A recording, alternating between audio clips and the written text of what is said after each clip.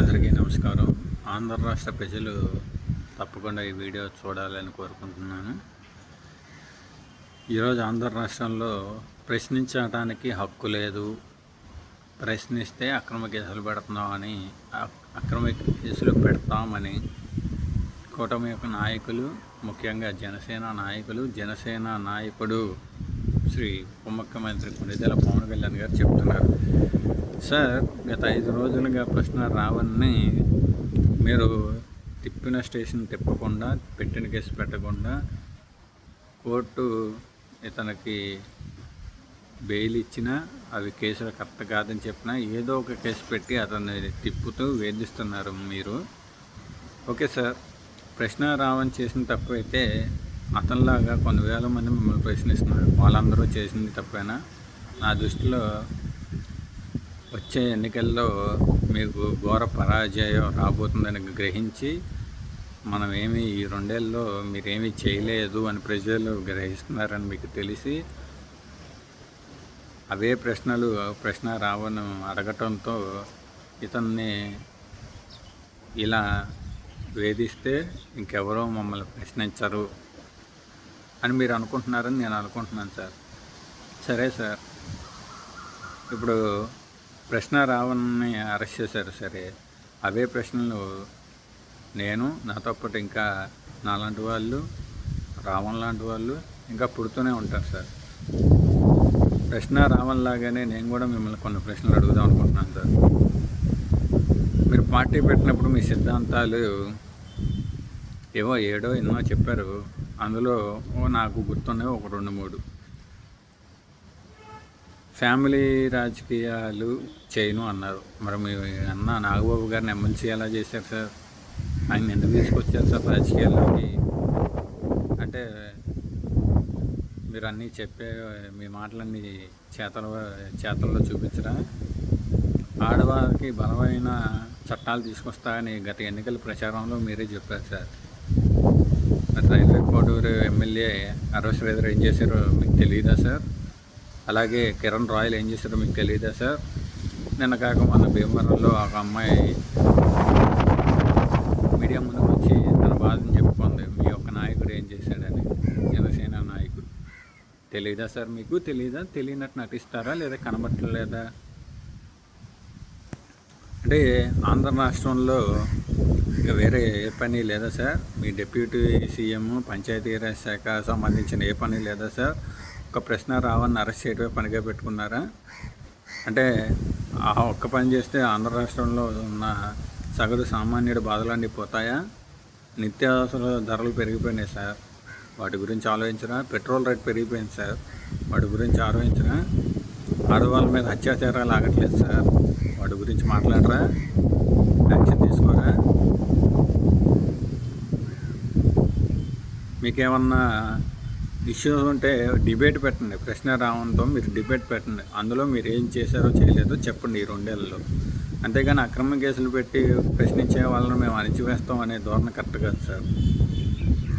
Sir, ఉప ముఖ్యమంత్రిగా ఉన్న మీరు ఈ 2 ఏళ్ళలో 3 సినిమాలు తీశారు సార్. ఉస్తాద్ భగత్ సింగ్, హరిహర వీరమల్లు, ఓజీ. 3 కూడా నాకు తెలిసి అంత ఏమీ వర్కౌట్ అవ్వని సినిమాలు సార్. కానీ 3 సినిమాలకి మీరు టికెట్ రేట్లు పెంచుకున్నారు. ఏ ఒక్క సామాన్యుడు టికెట్ రేట్లు పెంచమని అడగలేదే? అంటే అధికారంలో ఉండి మీ యొక్క సినిమా కోసం మీరు టికెట్ రేట్లు పెంచుకుంటారు, కానీ ఒక సామాన్యుడు సమస్యల మీద మీరు ఏ విధమైన చర్చకి రారు, ఏ విధమైన చర్యలు తీసుకోరు. నిన్న కాక మీరు అక్కడ వైజాగ్ స్టీల్ ప్లాంట్లో సంఘటన జరిగితే వెళ్ళారు. మీడియా మిత్రులు అడిగిన దానికి మీకు అవగాహన లేదని సమాధానం చెప్పారు. పోలవరం గురించి అడిగితే అవగాహన లేదన్నారు. పెట్టుబడులు తీసుకొచ్చే స్తత్తా నాకు లేదన్నారు. సార్, మీ పక్కన చదువుకున్న ఐఏఎస్లు, ఐపీఎస్లు ఎంతోమంది ఉంటారు సార్, వాళ్ళని సలహా తీసుకోండి. వాళ్ళందరూ చదువుకున్న వాళ్ళే. మీరైతే ఇంటర్మీడియట్ ఏమో ఆపేసినట్టున్నారు. వాళ్ళందరూ చదువుకున్న వాళ్ళే. వాళ్ళని తీసుకోండి సార్. ఆంధ్ర రాష్ట్రంలో ఎన్ని సమస్యలు ఉన్నాయి సార్? మీ పుట్టినరోజు నాడు వరకు వెళ్ళి స్కూల్ పిల్లల్ని ఎండలో నిలబెట్టి ఒక ఫోటో షూట్ తీశారు సార్. అక్కడ వరకింది ఏమీ లేదు. మీ యొక్క పంచాయతీరాజ్ శాఖ గురించి మీటింగ్ పెట్టండి సార్, రివ్యూ మీటింగ్ పెట్టి ఆంధ్రప్రదేశ్ చూస్తారు మీరు ఏం చేశారు. లేదా ఇప్పుడు రావణ్ని ఎందుకు అరెస్ట్ చేశారో చెప్పండి సార్. మీరు మీడియా ముఖంగా వచ్చి మీరేమంటారు సార్? ఫ్రీడమ్ ఆఫ్ స్పీచ్ అంటే ఫ్రీడమ్ ఆఫ్ అబ్యూస్ కాదా? మరి మీకు వర్తించదా సార్ అది? ఫ్రీడమ్ ఆఫ్ స్పీచ్ అనే చెప్పి గత పాలకుల్ని మీరు ఎంతలా దూషించారో మీకు తెలియదా సార్? అంటే ఒకసారి నా కొడుకులరా అన్నాను అంటారు. ఆ ఒకసారి అన్నా తప్పే కదా సార్. మరి రావణం అందే ఒకసారే కదా సార్. అంటే మీరు చేస్తే ఒక న్యాయం, మీ జనసేన నాయకులు చేస్తే ఒక న్యాయం, సామాన్యుడు ప్రశ్నించే వాళ్ళు చేస్తే ఒక న్యాయం సార్.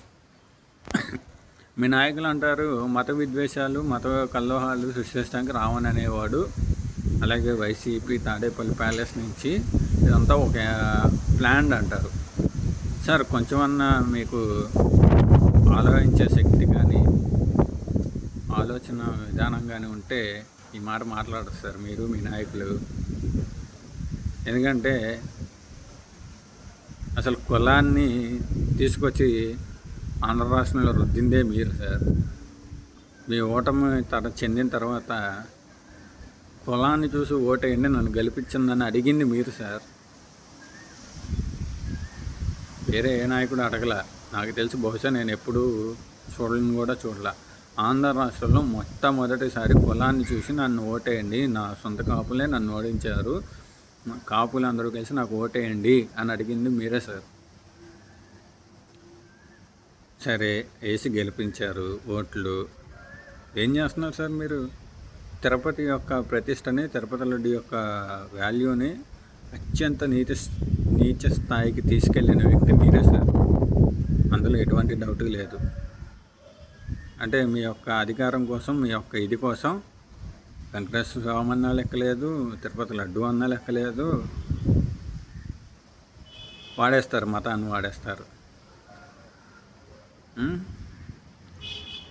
సుగాలి ప్రీతి తల్లి 2017, 16, 17 మధ్యలో ఏవైతే డాక్యుమెంట్స్, ఏదైతే ఫైలు పట్టుకుని వచ్చిందో వాటికి అదే ఫైల్ కదా సార్. అందులో మార్పులు చేర్పులు ఏం లేవు కదా.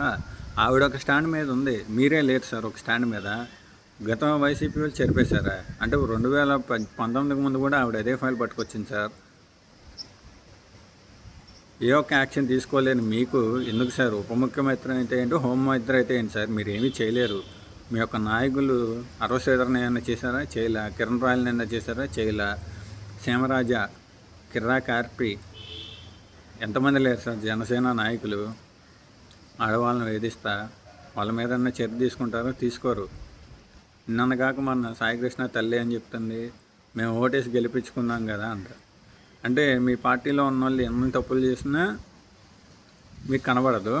అదే ఒక తల్లి ఆవేదన మీరు గ్రహించలేరు. క్రిమినల్ కులాన్ని అంటగడతారా అంటారు. అంతేలేండి సార్, మీ యొక్క పార్టీ కార్యకర్తలనే మీరు చూసుకోలేరు, ఇంకా ఆంధ్ర రాష్ట్ర ప్రజలను ఏం చూసుకుంటారు సార్?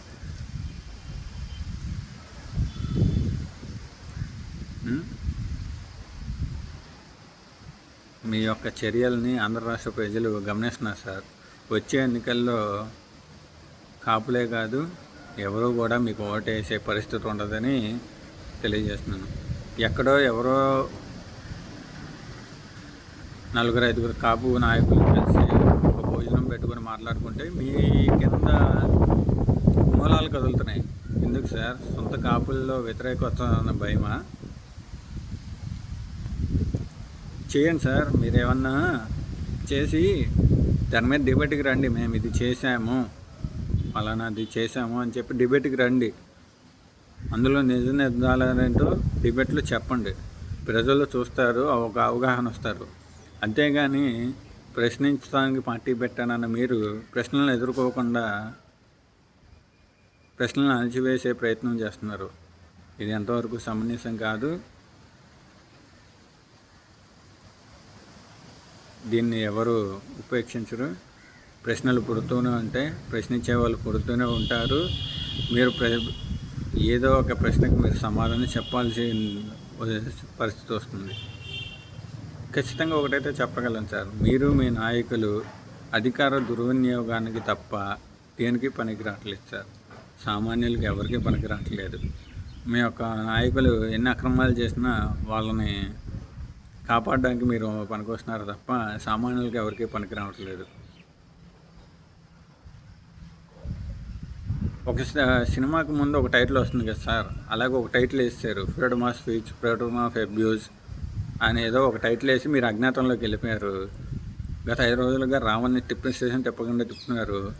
అదే స్టేషన్ చుట్టూ మీ జనసేన నాయకులు వస్తున్నారు, దాడులు చేయడానికి ప్రయత్నిస్తున్నారు. మరి వాటి మీద ఏ చర్యలు లేవా సార్? తీసుకోరు మీరు, ఎందుకంటే వాళ్ళ జనసేన కార్యకర్తలు నాయకులు కాబట్టి. ఈ యొక్క మీరు చేసే ప్రతి పని ఆంధ్ర రాష్ట్ర ప్రజలు గమనిస్తున్నారు. దానికి మీరు సమాధానం చెప్పాల్సి వస్తుంది, చెప్పి తీరాలి. మీరు నిజంగా కనుక మీ సిద్ధాంతాలు పాటించే వ్యక్తి అయితే మీడియా ముఖంగా వచ్చి రావణ్ని ఎందుకు అరెస్ట్ చేశారు, ఏ విధంగా అరెస్ట్ చేశారు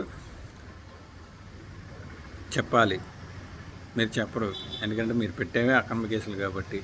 మీరు సిద్ధాంతాలు ఫాలో అవ్వరని మాకు తెలుసు, ఎందుకంటే మీకు ఒక స్టాండ్ లేదు, ఏమీ లేదు. హిందీ భాష మన మీద రుద్దుతున్నారు, మన ప్రాంతీయ భాష ప్రాంతీయత ఉండాలి అన్న మీరు ఇవాళ హిందీ భాష గురించి మాట్లాడి హిందీ రుద్దుతున్నది మీరే. దక్షిణాది అహంకారం ఏంటి, మన మీద వాళ్ళ పెత్తనం ఏంటి అని ఇవాళ మోడీ గారికి వత్తాస పలుకుతుంది మీరే.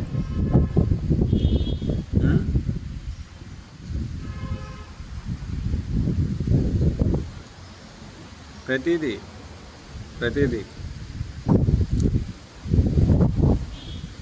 మీ పార్టీ పెట్టినప్పటి నుంచి అబ్జర్వ్ చేస్తున్నాను సార్. నిన్న మాట్లాడింది ఇవాళ మాట్లాడరు, ఇవాళ మాట్లాడింది రేపు మాట్లాడు. ఒకదానికి పొత్తు ఉండదు సార్, మీ మాటలకు పొత్తు ఉండదు. కానీ మీరు మటుకి గెలవడానికి ఎన్ని పార్టీలతో అయినా పొత్తు పెట్టుకుని ముందుకెళ్తారు. ఒక స్పష్టత లేని వ్యక్తి మీరు. అధికారం కోసం ఏవైనా చేస్తాను, కులాలను రెచ్చగొడతాను, మతాలను రెచ్చగొడతాను అనే వ్యక్తి మీరు. చేసేది మీరు, రుద్దేది జనాల మీద, పక్కన వాళ్ళ మీద. ఇది ఎంతవరకు కరెక్టో మీరు ఆలోచించుకోవాలి. మీరు చేసే ప్రతి పని అంటే నోటితో మాట్లాడుతూ నొసులతో ఎక్కిరిస్తారంటారు కదా, అలాగే మీ మాటలకి మీ చేష్టలకి ఏ విధమైన సంబంధమే లేదు సార్. ఖచ్చితంగా ఒక చైతన్యం, ఒక మార్పు మొదలైంది. జనసేన పార్టీ అనేది ఫ్యూచర్లో అధికారంలోకి రాదు, ఎందుకంటే ప్రజలు గమనిస్తున్నారు. ఇది నా ఒక్క ఒపీనియన్ మాత్రమే కాదు, ఆంధ్ర రాష్ట్ర జనాలు వాళ్ళు మీ యొక్క పనితీరు పట్ల విసిగిపోయి తీసుకున్న నిర్ణయం. ఇక నుంచైనా మీరు అక్రమ కేసులు ప్రశ్నించే వాళ్ళ గొంతులను అణిచివేసే ధోరణి పక్కన పెట్టి మీరు ఏ పని చేశారో, మీ యొక్క పంచాయతీరాజ్ శాఖ మంత్రిని ఎలా అభివృద్ధి చేశారో, డిప్యూటీ సీఎంగా ఉండి మీరు ఏం చేశారో ప్రజలకు ఒక డీప్ ఎక్స్ప్లెనేషన్ ఇవ్వండి. మాతామంటి అని జనం సొమ్ముతో మీటింగులు పెడతారు, మీ డబ్బా మీరు కొట్టుకుంటారు. జనాలకి ఏం చేశారు, పెట్టారా? కొన్ని ఆ మాటామంతిలో ఎవరితో మాట్లాడారా?